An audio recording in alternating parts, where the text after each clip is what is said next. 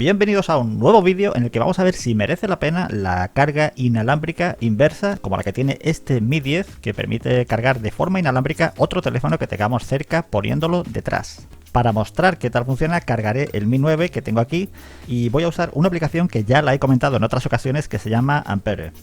Esta aplicación, cuando la abrimos y no está cargando el teléfono, te muestra el gasto de batería instantáneo, es decir, a tiempo real. Para ello debemos esperar a que se estabilicen las mediciones y vemos que después de un rato se queda más o menos estable en unos 170 mAh aproximadamente.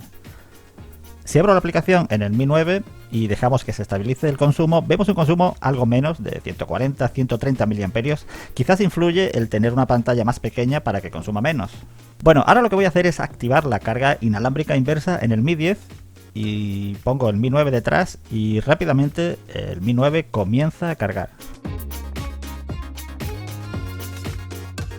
Tengo los dos teléfonos sin funda ni nada que entorpezca la carga y están tocando las dos carcasas una con la otra, así que la potencia de carga que transmite el Mi 10 es la máxima que puede transmitir, pues más juntos de lo que están ya no pueden estar.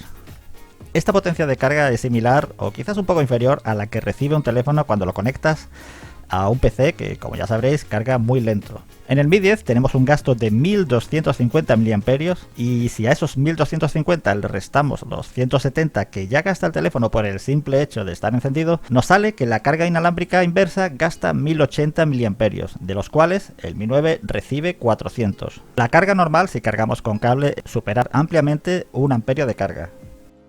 Pero claro, no sería del todo honesto por mi parte no mencionar que para llegar a esos 400 mAh en positivo hemos tenido que superar esos 130 mAh negativos de consumo de pantalla encendida, teléfono encendido, por lo que llegaría a una entrada de corriente de algo más de unos 500 mAh.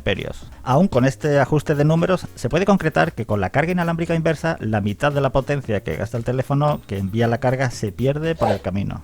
Hay una forma de cargar un teléfono con otro teléfono sin perder tantos miliamperios y es usando un cable OTG. Eso sí, debemos asegurarnos que nuestro teléfono dispone de esa tecnología OTG que envía 5 voltios y que no es que sea muy potente, al final el teléfono carga más o menos igual, unos 390 miliamperios, pero el teléfono que envía esa corriente no gasta tanta corriente, como vemos se queda en unos 770, muy lejos de esos 1250 miliamperios que tenía con la carga inversa. Además, si cambiamos el conector OTG de un teléfono a otro, podremos cargar el otro teléfono. También tenemos una función extra y es que podemos enviar fácilmente y a una velocidad súper rápida archivos de un teléfono a otro sin necesidad de usar programas ni nada. Así que la carga inalámbrica inversa tiene sentido solo si estás desesperado por cargar un teléfono y no tienes un cargador cerca. Bueno chicos, espero os haya aclarado algunos aspectos de la carga inalámbrica inversa. Yo me despido hasta un próximo vídeo.